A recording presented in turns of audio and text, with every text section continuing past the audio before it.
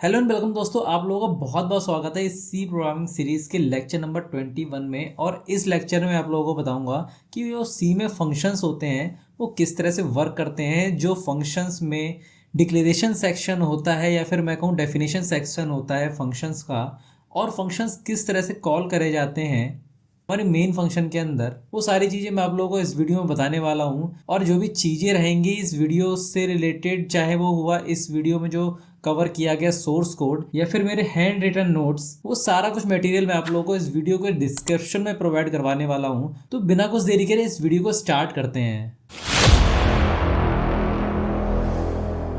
Guys, अपनी computer screen में आ चुका हूँ और डायरेक्ट आप लोगों को नोट्स पे लेके चलता हूँ अपने फंक्शंस के। तो जो हमारे फंक्शंस के नोट्स हैं वो कुछ इस तरह से रहने वाले हैं कि पहले हमारी फंक्शंस की डेफिनेशन रहेगी कि फंक्शन होता क्या है, किस तरह से वर्क करता है। और फंक्शंस को हम लोग तीन पार्ट में डिवाइड करके रखते हैं। पहला हमारा हो गया डिक्लेरेशन सेक्शन, दूसरा हमारा हो गया डेफिनेशन सेक्शन, और तीसरे सेक्शन में हम लोग फंक्शन को कॉल करते हैं। तो डिक्लेरेशन सेक्शन क्या होता है और उसका सिंटैक्स किस तरह से वर्क करता है, और हमारा डेफिनेशन सेक्शन क्या होता है वो किस तरह से वर्क करता है, और फंक्शन को कॉल हम लोग किस तरह से करते हैं, ये सारा कुछ हम लोग इस वीडियो में कवर करेंगे। तो आप लोग इस वीडियो को एंड तक जरूर देखिएगा। तो सबसे पहले मैं स्टार्ट करूंगा फंक्शन से। तो फंक्शन क्या होता है, एक सेट ऑफ स्टेटमेंट होती है या फिर मैं कहूँ एक ब्लॉक ऑफ कोड होता है जो तब वर्क करता है जब हम उसे कॉल करते हैं अपने मेन फंक्शन के अंदर। और फंक्शन कितने टाइप के होते हैं ये भी हम लोग डिस्कस करेंगे इस वीडियो में आगे चलते हुए। तो फंक्शंस की ज़रूरत क्यों पड़ी और फंक्शन हम लोग क्यों यूज़ करते हैं वो पहले समझते हैं। तो अभी हम लोगों ने देखा कि फंक्शंस क्या होता है, एक ब्लॉक ऑफ कोड होता है या फिर सेट ऑफ स्टेटमेंट्स होती हैं जो क्या करती हैं, परफॉर्म करती हैं स्पेसिफिक टास्क को। अब जैसे कि मान लीजिए हमें दो नंबर को ऐड करना है और हमें एक कैलकुलेटर बनाना है जिसमें हम लोग एडिशन का भी जो एक्शन होगा वो परफॉर्म करेंगे। मुझे बार बार जो एडिशन वाला कोड है उसे परफॉर्म कराना है, या फिर मैं कहूँ जो अभी तक हम लोग कोड राइट करते थे कुछ इस तरीके से। पहले हम लोग क्या करते थे, दो वेरिएबल को बनाते थे और उनका डेटा टाइप भी बताते थे कि इंटीजर रहेगा। और पहले वेरिएबल की वैल्यू लाइक मैंने 2 दे दी और दूसरे की मैंने दे दी 3। देन मैंने क्या करा, इंट सी के अंदर a प्लस बी कर दिया। देन यहाँ पर हम क्या करते थे, प्रिंट करते थे सी को। तो ये प्रोग्राम हम लोगों ने तब बनाया था जब हम लोगों ने एडिशन का एक्शन परफॉर्म करा था अपने कोड में। तो अब मान लीजिए आप लोगों को इस कोड की ज़रूरत बार बार पड़ रही है, तो क्या आप इस कोड को बार बार राइट करेंगे? जी नहीं। तो अब क्या करेंगे, हम इस कोड का एक फंक्शन बना लेंगे। तो जो फंक्शन बनाएंगे हम लोग इस कोड का, तो वो करेगा क्या, जब भी हम उस फंक्शन को बुलाएंगे तब वो दो नंबर का जो एडिशन होगा, जो यानी कि जो सम होगा, वो हमें प्रोवाइड करा देगा जब भी हमें ज़रूरत होगी एडिशन एक्शन परफॉर्म कराने की। तो अब इस कोड को फंक्शन कैसे बनाते हैं वो भी मैं बताऊंगा इस वीडियो में आपको। और अब जल्दी से देख लेते हैं कि हमारा जो फंक्शन होता है उसे हम लोग किस तरह से डिक्लेयर करते हैं अपने कोड में। तो जो हमारा डिक्लेरेशन ऑफ फंक्शन होता है वो कुछ नहीं होता है, हम लोग जैसे एक वेरिएबल को नेम प्रोवाइड कराते थे। जैसे कि मैंने एक वेरिएबल बना रखा है और उसका नाम a रख रखा है, देन दूसरे वेरिएबल का नाम मैंने b रख रखा है। उसी तरीके से अगर मैं यहाँ पर एक सम लिख दूं और उसके आगे मैं इंटीजर लगा दूं और यहाँ पर दो पैरेंथेसिस लगा के यहाँ पर बॉडी बना दूं, तो ये क्या हुआ, एक सम नाम का फंक्शन बन गया। अब ये फंक्शन किस तरह से बना है और इसके अंदर जो हम पास कराएंगे आर्ग्यूमेंट, वो आर्ग्यूमेंट क्या होते हैं, वो सारी चीज़ें जो फंक्शन डिक्लेरेशन होता है उसके अंदर आती हैं। तो सबसे पहले देखते हैं ये फंक्शन डिक्लेरेशन होता क्या है। तो फंक्शन डिक्लेरेशन हम लोग करते क्या है, we must provide the function name, its return type and the numbers and types of its parameter. तो ये सारी चीज़ें क्या हैं, ये सब चीज़ें मैं आप लोगों को बताता हूँ पहले कि पैरामीटर क्या है और ये रिटर्न टाइप क्या होता है फंक्शन का, और हम नेम किस तरह से प्रोवाइड कराते हैं फंक्शन को। ये सारी चीज़ें हम लोग फंक्शन डिक्लेरेशन के अंदर देखते हैं। तो सबसे पहले मैं आप लोगों को बताता हूँ कि जो फंक्शन होता है उसको हम लोग नेम किस तरह से प्रोवाइड करते हैं। तो ये फंक्शन का सिंटैक्स जो होता है उसमें हम लोग क्या करते हैं, सबसे पहले फंक्शन का नेम लिखते हैं। तो जैसे कि मैंने आप लोगों को बताया था, ये जो एडिशन का कोड था इसका फंक्शन मैंने यहाँ पर लिख रखा था और ये सम मैंने इसका नेम दिया था। तो हम क्या करेंगे, यहाँ पे नेम ऑफ द फंक्शन की जगह पे सम राइट कर देंगे। और रिटर्न टाइप क्या होता है कि जो ये वैल्यू रिटर्न करेगा तो उसका टाइप क्या होगा। तो जब a और b की वैल्यू ऐड होगी c के अंदर तो आंसर 5 आएगा, और जो 5 होता है वो होता है इंटीजर टाइप। तो ये फंक्शन की जो रिटर्न टाइप वैल्यू होगी वो भी इंटीजर होगी, इसीलिए हम यहाँ पर डेटा टाइप जो दिया है हमने इस फंक्शन का वो इंटीजर दिया है। उसके बाद क्या करते हैं हम लोग, ये दो पैरेंथेसिस लगाते हैं और इन पैरेंथेसिस के अंदर क्या करते हैं, पैरामीटर को पास कर देते हैं। अभी पैरामीटर्स क्या होते हैं, आर्ग्यूमेंट्स क्या होते हैं, ये आगे चलते हुए वीडियो में आप लोगों को बताऊंगा। तो ये जो सिंटेक्स था हमारा फंक्शन का, इस सिंटेक्स के हिसाब से मैंने यहाँ पर कुछ कोड राइट कर रखा है, आप लोग देख सकते हैं। रिटर्न टाइप दिया फंक्शन का जो कि इंटीजर रहेगा। मैंने दो नंबर को ऐड कराया, ए और बी को, और ए की वैल्यू थी 2 और बी की वैल्यू थी 3। तो जो इन दोनों का एडिशन होगा वो 5 आएगा और जो 5 होगा वो होगा इंटीजर, इसीलिए मैंने इसकी जो रिटर्न वैल्यू है वो मैंने इंटीजर दी है यहाँ पर। एंड मैंने यहाँ पर लिख भी रखा है कि जो इंटीजर है वो आपका रिटर्न टाइप है, सम क्या है आपका फंक्शन नेम है, और जो आपका इंट ए है उसमें इंट क्या है, पैरामीटर का टाइप है कि ये पैरामीटर किस टाइप का है, फ्लोट है, कैर है या फिर इंटीजर है। तो ये इंटीजर टाइप का पैरामीटर है, इसीलिए मैंने यहाँ पर इंट लिख रखा है। तो दोस्तों ये था हमारा डिक्लेरेशन ऑफ फंक्शन। इस तरह से हम लोग क्या करते हैं, डिक्लेयर करते हैं अपने फंक्शन को कि जो फंक्शन डेफिनेशन होती है वो क्या होती है। आप लोग बहुत परेशान रहते हो कि फंक्शन डिक्लेरेशन क्या होता है, डेफिनेशन क्या होता है, जब वाइवा का टाइम आता है कॉलेज में आपके, जब भी आपके प्रैक्टिकल चल रहे होते हैं। तो मैं आप लोगों को साफ लफ्ज़ों में बताना चाहता हूँ कि जो डेफिनेशन होती है फंक्शन की वो क्या होती है। तो अभी हमने क्या करा था, फंक्शन डिक्लेयर कर लिया था एंड मान लीजिए हमने फंक्शन का एक कोड राइट कर रखा है। तो जब वो कोड इम्प्लीमेंट होगा हमारे सी प्रोग्राम में, ठीक है, जब हमारा कंपाइलर इम्प्लीमेंट करेगा इस फंक्शन को, तो उस चीज़ को क्या बोलेंगे, फंक्शन डेफिनेशन बोलेंगे। बस इतनी चीज़ याद रखिए आप। यहाँ पर मैंने राइट भी कर रखा है the actual implementation of function. तो जो एक्चुअल इम्प्लीमेंटेशन होता है फंक्शन का, उसी को हम क्या बोलते हैं, फंक्शन डेफिनेशन बोलते हैं। एक्चुअल इम्प्लीमेंटेशन का मतलब जो उसके अंदर एक्चुअल स्टेटमेंट लिखी होंगी उसका एग्जीक्यूट होना। कब, जब हमारा फंक्शन कॉल करेंगे हम लोग तब। यहाँ पर मैंने लिख भी रखा है when the program control came to the function. तो क्या होगा, प्रोग्राम हमारे फंक्शन के अंदर आएगा तो जो उसके अंदर हमने स्टेटमेंट्स लिख रखी होंगी वो एग्जीक्यूट हो जाएंगी। कब, जब हम फंक्शन को अपने कॉल करेंगे। और कुछ इस तरह से हम अपने फंक्शन को बनाते हैं। यहाँ पर मैंने सिंटेक्स राइट कर रखा है। हमने ये तो देख लिया था कि अपने सी प्रोग्राम में हम फंक्शन डिक्लेयर किस तरह से करते हैं, तो हम फंक्शन का कोड किस तरह से राइट करते हैं वो देखते हैं पहले। तो अभी तक हमने देखा था कि रिटर्न टाइप हम फंक्शन का देंगे, उसके बाद फंक्शन का नेम डिक्लेयर करेंगे, देन उसके बाद उसके अंदर पैरामीटर का टाइप देंगे और जो हमारा पैरामीटर होता है उसका हम लोग नेम सेट कर देंगे। उसी तरीके से हम लोग दूसरे पैरामीटर का टाइप देंगे और दूसरे पैरामीटर का नेम डिक्लेयर कर देंगे। देन उसके बाद हम लोग क्या करते हैं, इस पैरेंथेसिस को क्लोज करके यहाँ से और यहाँ पर करली ब्रैकेट लगा के जो फंक्शन की बॉडी होती है, इसके अंदर जो भी चीजें होती हैं या फिर जो ये पैरामीटर हमने डाले हैं इसके थ्रू कोई आउटपुट प्रिंट करा रहे हैं या कोई चीज रिटर्न कर रहे हैं, तो वो सारी चीज क्या रहेंगी इस बॉडी के अंदर आएंगी। और ये बॉडी किस तरह से बनाते हैं मैं अभी आप लोगों को थोड़ी देर में कोड राइट करके दिखाने वाला हूँ। फंक्शन डेफिनेशन को समझने के लिए मैंने यहाँ पर कुछ लाइनें राइट कर रखी हुई हैं आप लोगों के लिए। सबसे पहले मैं क्या करूँगा, ऐसे इसका कलर चेंज करूँगा, देन उसके बाद आप लोगों को बताऊँगा। तो सबसे पहले हम लोगों ने क्या देखा था, जब हमने डिक्लेरेशन पढ़ा था कि हम लोग डिफाइन कर रहे थे अपने फंक्शन को, तो सबसे पहले हम क्या कर रहे थे, उसका रिटर्न टाइप हम लोग सेट कर रहे थे। तो इस अभी मैंने यहाँ पर इंटीजर टाइप सेट कर रखा है। उसी तरीके से हम लोग फंक्शन का नेम सेट कर रहे थे, तो मैंने यहाँ पर हेडिंग सेट कर रखा है। एंड उसके बाद हम लोग यहाँ पर पैरामीटर दे रहे थे फंक्शन के अंदर पैरेंथेसिस लगाकर। तो अभी मैंने वॉइड दे रखा है क्योंकि मैंने यहाँ पैरामीटर नहीं दे रखा है, तो इसीलिए मैंने यहाँ पर वॉइड दे रखा है, ठीक है। फिर हम लोग क्या कर रहे थे, सेमीकोलन लगा रहे थे, पर यहाँ पे सेमीकोलन मैंने नहीं लगा रखा है क्योंकि अगर आप सेमीकोलन लगा देंगे तो यहाँ से क्या होगा, आपका जो कंपाइलर होगा वो टर्मिनेट हो जाएगा दूसरी लाइन में और जो फंक्शन होगा आपका वो वर्क नहीं करेगा, ठीक है। उसके बाद क्या होगा कि जो फंक्शन है उसकी हम लोग बॉडी बनाएंगे करली ब्रैकेट लगा के, जैसा कि हम लोगों ने पहले भी देख रखा है अपने प्रीवियस लेक्चर्स में।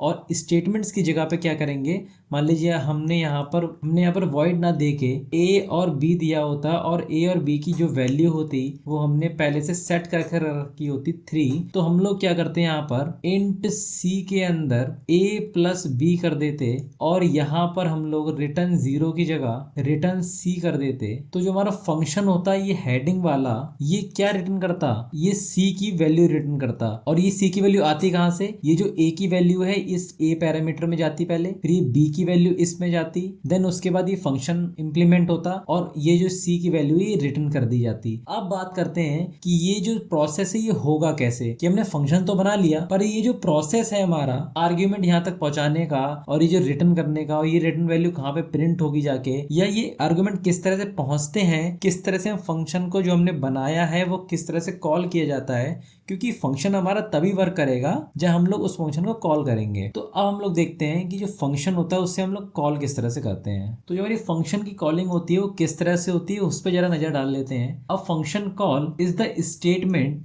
That instruct the compiler to execute the function, यानी कि इस लाइन का मतलब ये है कि जो हमारी फंक्शन कॉल होती है वो इंस्ट्रक्शन देती है कंपाइलर को कि भाई जो आपने ऊपर ये फंक्शन बना रखा है ना, इसको आप क्या कर दो, एग्जीक्यूट कर दो। कब, जब हम इस फंक्शन को कॉल करें। ठीक है, तो ये जो फंक्शन कॉल है हमारी ये क्या करती है, कंपाइलर को बताती है कि भाई जो हमने फंक्शन बना रखा है उसको एग्जीक्यूट कर दो।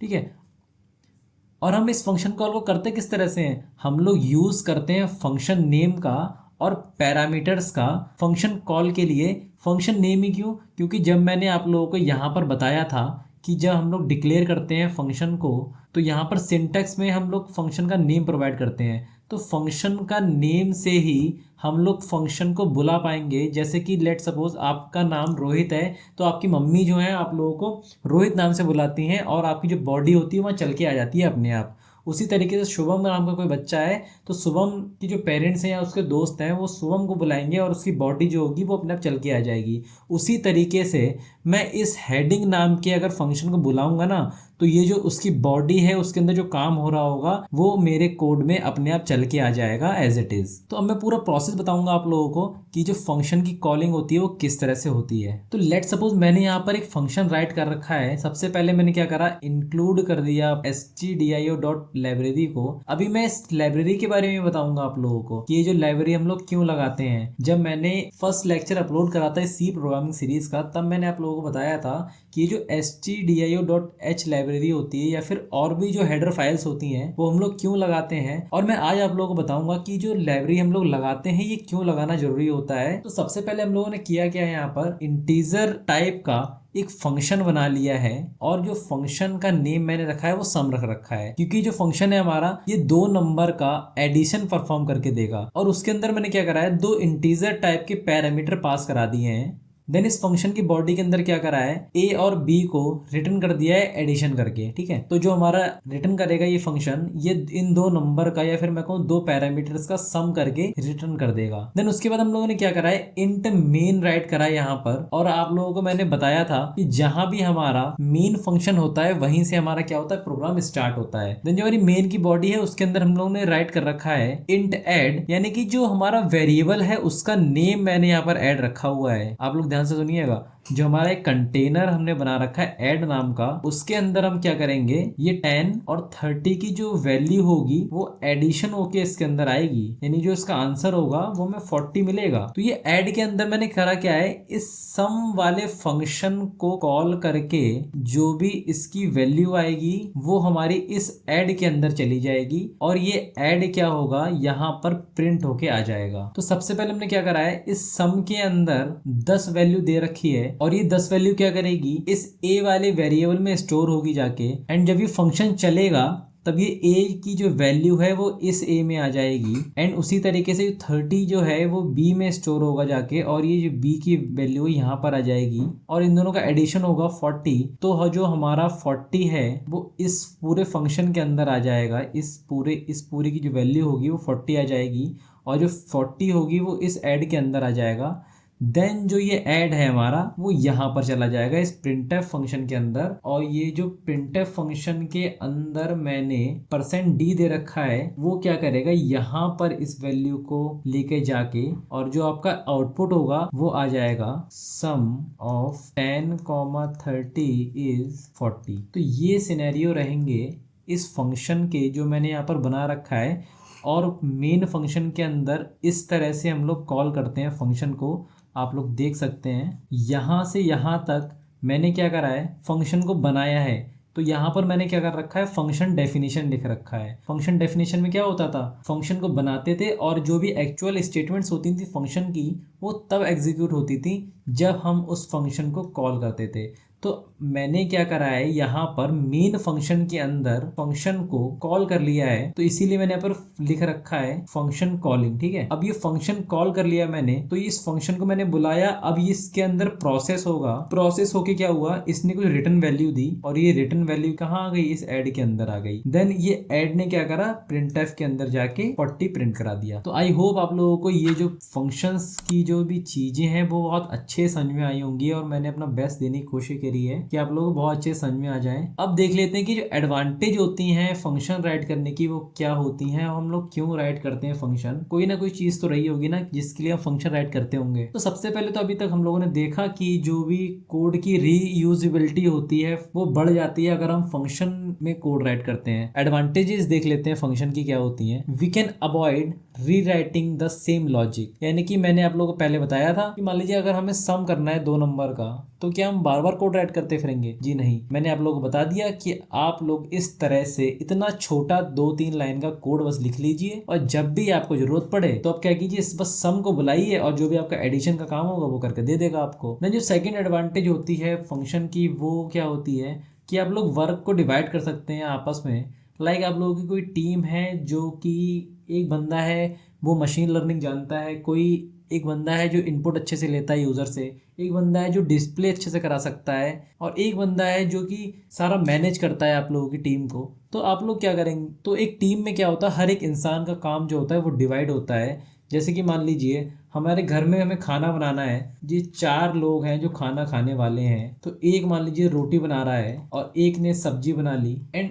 एक बना रहा है चावल और एक क्या कर रहा है, बर्तन को वॉश कर रहा है वो। तो जो एक्चुअल काम था आपका वो क्या था कि आपको खाना बनाना है। अब खाना बनाना है तब क्या हुआ, आपने जो भी खाने का प्रोसेस था वो 4 लोगों में बांट लिया। अब मान लीजिए ये जो खाना है ये अच्छा नहीं बने, तो अच्छा नहीं बनने का कारण चारों लोग तो होंगे नहीं। मान लीजिए रोटी अच्छी नहीं बनी है तो ये जो फर्स्ट वाला इंसान होगा इसने क्या किया होगा, रोटी जला दी होगी तो रोटी अच्छी नहीं बनी होगी। या फिर मान लीजिए रोटी अच्छी बनी है और जो सब्जी है उसमें नमक ज्यादा है, तो क्या होगा, ये जो दूसरा वाला इंसान है इसने क्या किया होगा, सब्जी में नमक ज्यादा कर दिया होगा तो सब्जी अच्छी नहीं बनी होगी। अगर मान लीजिए सब्जी भी अच्छी बनी है आपकी और जो तीसरा इंसान है उसने चावल बना रखे थे और चावल रह गए कच्चे, तो चावल बनाने में किसकी गलती हुई, तीसरे इंसान की गलती हुई। इस एग्जाम्पल के थ्रू आप लोगों को अच्छे समझ में आ गया होगा कि हम लोग क्या कर सकते हैं, इजीली डीबग कर सकते हैं अपने प्रोग्राम को, यानी गलतियां फाइंड आउट कर सकते हैं इजीली। अब पूरे प्रोजेक्ट में कहां पर गलती थी इस प्रोसेस से आप लोगों को जल्दी समझ में आएगी एज कम्पेयर टू आप सारा कोड एक साथ अपने आप राइट करने बैठ जाएंगे उससे। तो मैं इस चीज को जल्दी से यहाँ से इरेज कर देता हूँ। बाकी तो 2 टाइप के फंक्शन होते हैं हमारी सी लाइब्रेरी में, एक बिल्ट इन फंक्शन और एक यूजर डिफाइंड फंक्शन। ये मैंने आप लोगों को पहले ही बता रखा है। तो बिल्ट इन फंक्शन क्या होते हैं, जो कि हमारी सी लाइब्रेरी में पहले से ही प्री बिल्ड होते हैं, जो हमारे सी लाइब्रेरी में प्री बिल्ड होते हैं। अब ये फंक्शंस आते कहां से हैं, अभी तो मैंने आप लोगों को बताया कि अगर आप लोगों को फंक्शन से काम कराना है तो आप लोगों को फंक्शन बुलाना पड़ेगा, यानी कि उसे कॉल करना पड़ेगा। और कॉल तो आप तब करेंगे ना जब आपने फंक्शन को बना रखा होगा, यानी कि अगर आपको कॉलिंग करनी है फंक्शन की तो फंक्शन आप लोगों के पास बना होना चाहिए। तो ये बिल्ट इन फंक्शन क्या होते हैं, तो जब मैंने आप लोगों को पहला लेक्चर डिलीवर करा था तो मैंने वहां पर आपको इंक्लूड कराई होगी एक लाइब्रेरी जो कि होगी stdio.h नामक लाइब्रेरी, या फिर और भी लाइब्रेरीज होती हैं सी प्रोग्रामिंग में, conio.h या फिर math.h, बहुत सारी लाइब्रेरीज होती हैं। तो अब ये प्री बिल्ड फंक्शन आते कहां से हैं, तो ये जो लाइब्रेरी होती है इसके अंदर स्पेसिफिक फंक्शंस जो होते हैं सी प्रोग्रामिंग के वो क्या होते हैं, बिल्ड होते हैं इन लाइब्रेरी के अंदर। अब जैसे कि हम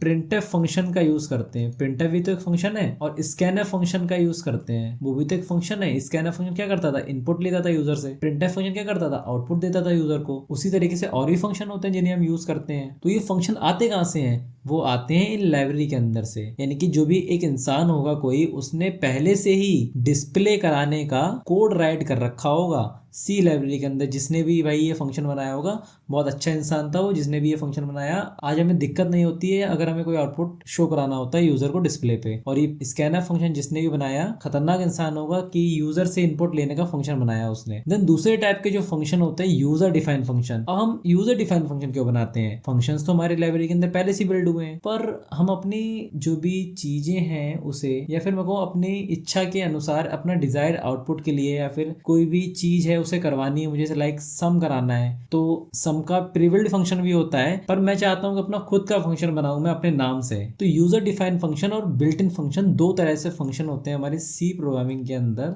मैं यहाँ से इस सबको हटा देता हूँ क्योंकि मुझे नोट्स भी आप लोगों को प्रोवाइड करने हैं। यहाँ पर मैं क्या करूँगा, फंक्शन डॉट सी नाम से एक फाइल बना लूंगा। देन उसके अंदर मैं आप लोगों को एडिशन का एक प्रोग्राम राइट करके दिखाता हूँ पहले, देन उसी को फंक्शन से भी चला के दिखाऊंगा। Hash include stdio dot h, then उसके बाद मैं इंट मेन लिखूंगा, उसके बाद मैं इसकी बॉडी बना दूंगा और यहाँ पे int a, b, c right करूंगा और उसके बाद a की वैल्यू मैं दे दूंगा 2, b की वैल्यू मैं दे दूंगा 3। देन उसके बाद मैं इंट c के अंदर क्या करूँगा, a प्लस b डाल दूंगा। प्रिंटफ के अंदर क्या करूँगा, मैं %d लगाकर कॉमा लगा के c की वैल्यू डाल दूंगा और सेमीकोलन से क्लोज करके रिटर्न 0 कर दूंगा और सेमीकोलन से क्लोज करूँगा। यहाँ से मैं इस इंट को हटा दूंगा क्योंकि मैंने पहले से डिक्लेयर कर लिया इस वेरिएबल को। रन के बटन पर क्लिक करूँगा और आप लोग देखिए कि आउटपुट जो हमारा वो 5 आ चुका है, क्योंकि जब 3 और 2 का एडिशन होगा तो 5 आउटपुट आएगा, आप यहाँ पे देख सकते हैं। उसके बाद